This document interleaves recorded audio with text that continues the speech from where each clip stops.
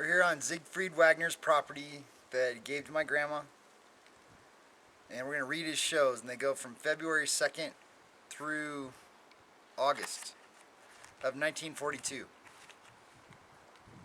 So the first one's February 2nd, 1942. Siegfried Wagener, Analysis of Propaganda. Good evening. Last night I listened, as I have done so often in these years of the Second World War, to that Nazi commentator whom they call Lord Ha Ha. British listeners, a newspaper editor to be exact, rated him to that questionable peerage because when William Joyce skipped out of England and appeared on the Hamburg station of the Nazi radio on April 10, 1939, he amused them by making endless quibs and wisecracks about English society, politics, and government. He had the audacity to call himself right then and there a traitor, and incidentally he left a wife and 2 children behind in England while he took out a pretty Manchester showgirl along to Nazi land. He never bothered divorcing his wife before he married the showgirl. Today there is nothing laughable about Ha Ha. From being a well-equipped radio wit, he soon deteriorated under Dr. Goebbels' expert hands to the blackest blackmailer in the history of crime. Ha Ha is proud of that. And for a while it was fascinating to watch him play with his criminal instincts as he did with as much zest and enthusiasm as a quarterback kicking a goal. But that zest, that enthusiasm have, for some time now, gone out of the man. And I don't think it's because the showgirl might have left him.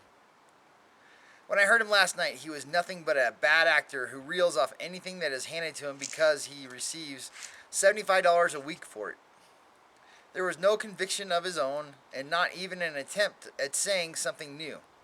He started out by saying, "The Führer's speech caused great enthusiasm in Spain as well as in Finland and in Italy and as well as in Norway." Well, Hitler sounded anything but enthusiastic, as I told you last Friday. Thus it may have been hard for William Joyce to work up any enthusiasm of his own. So if Hitler's not enthusiastic, then the guy he's talking about him is not going to be. But soon he swung around his old stock in trade, ranting against Winston Churchill, trying his hardest to get a crack in on the House of Commons vote of confidence for Prime Minister. He found nothing better to say than, "Hitler needs no vote of confidence like Winston Churchill. He has the wholehearted support of the German people." Continuing with that trite stuff like that for 10 minutes, he finally wound up with this question. When is Britain getting tired of this nauseating nonsense? Ha Ha has asked that very same question 6 times a week since April 1939. That is nearly 1,000 times. And every time the only answer he received from the British people was a crushing hoarse laugh. 2 years ago already, this became so monotonous that I wondered in my column why on earth Ha Ha and Goebbels didn't give up. They haven't yet given up, but they, as well as all Nazi shortwave propaganda, have shown a steady decline of their punch and their virality. Yes, even their vulgarity, which were their own prerogative when they started. Take the last ghastly medicine spill of Jane Anderson's Sunday night. She said she had unearthed, I quote, "a document which proves irrevocably the complicity of the British Foreign Office and the Kremlin to bring the United States under their dominion." Unquote. And what do you think this secret document was?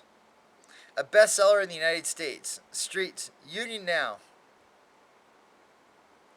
It was just a book.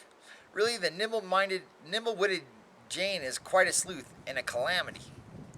Sometimes I think something happened to those British and American traitors in the Nazi propaganda camp since Hitler declared war on America. That school teacher from Waterloo, Iowa, Fred W. Kaltenbach, who like Jane gets only $60 a week from Goebbels, blossomed out with this. I quote, "Emperor Roosevelt calls German submarines rattlesnakes. That is the dialect of a shyster lawyer," unquote. Kaltenbach possibly thought he had said something big, but unfortunately for him, slander and name-calling of that sort was done 1,000% better by Erzapound, the Yankee poet, as long as he worked for Mussolini. Pound, with all his idiotic nonsense and insults, had, however, enough American patriotism left in him to quit as Musso's radio mudslinger when war started between the United States and Italy. But instead of going to neutral Switzerland, he accepted the enemy's hospitality and lives now in a comfortable Italian mansion. But none of these American citizens at Hitler's microphones showed any patriotic restraint when Germany became the enemy of the homeland. The Elephantine Lord Hee Haw and Fred W. Kallenbach, Calamity Jane Anderson, that unbearable ham, Edward Leopold Delaney from Glenville, Illinois, that asinine Douglas Chandler, born in Chicago and married to the descendant of the first Chief Justice of the United States, who hangs out around the neck of the Rocky Mountain Canary and calls himself Paul Revere, that Philadelphia socialite and heiress, Miss Constantine Drexel, who even the Nazis say is so stupid that the dogs start screaming whenever they hear her. All of these in small fry hang around the studios of Rice, Rund, Funk, Gessel, and Kraft, with their limited responsibility waiting for their chance to betray their whole country so everybody with a shortwave set in the whole wide world can hear it. One might argue that they are not traitors to the United States. One might assume they might have migrated to the Reich and become legally and otherwise Hitler's subjects. Right. However, why did every one of them leave this country after the war started or just before it started?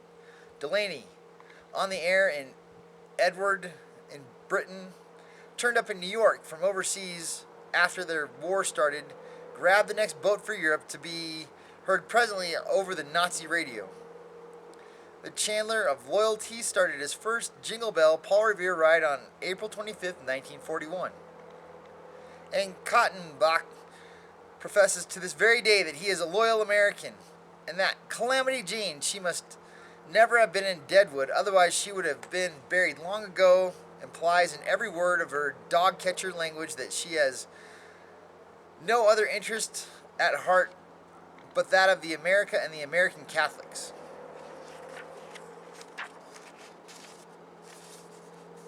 Kaltenbach, who embarrasses all of Iowa every time he opens his mouth on the air, is said to be a Nazi fanatic. Good and well, but why did he lose all of his zip after America entered the war? When I hear him now, and it is no pleasure, I have a feeling that something is gnawing inside of him. Like Delaney, he grabbed, while the grabbing was good, the $60 a week which Goebbels offered him, but now he knows he can never come home again. When things are up for Hitler, Kaltenbach too has the choice between lynching and suicide. His buoyancy is gone, his cracks, his no longer wisecracks, are stale, smelly, and somehow the man knows his game is up. Barefaced, stripped of their last pretense of decency, these people stand before the world as men and women without a country. Having sold for 60 silverlings their heritage and nativity, they shamelessly fling at everybody who will listen. I am a traitor and I am proud of it. With nothing to cover themselves, they indulge in this depraved nudism of their soul, which has been unknown in this world until Hitler and the radio came along. To call them gangsters is doing an injustice to our American gangsters who at least abide by the code that there is honor among thieves. Only a few gangsters have been known to hurt women and children, but Kaltenbach, Delaney, Anderson, Chandler, and the rest of them stop at nothing. They don't care if the women and children of their very own relatives, friends, and neighbors in Waterloo, Glenville, Los Angeles, or Chicago are put out of existence by Nazi bombs. They have sold out whatever is American and whatever constitutes their heritage, whatever was a part of their own lives, to Hitler.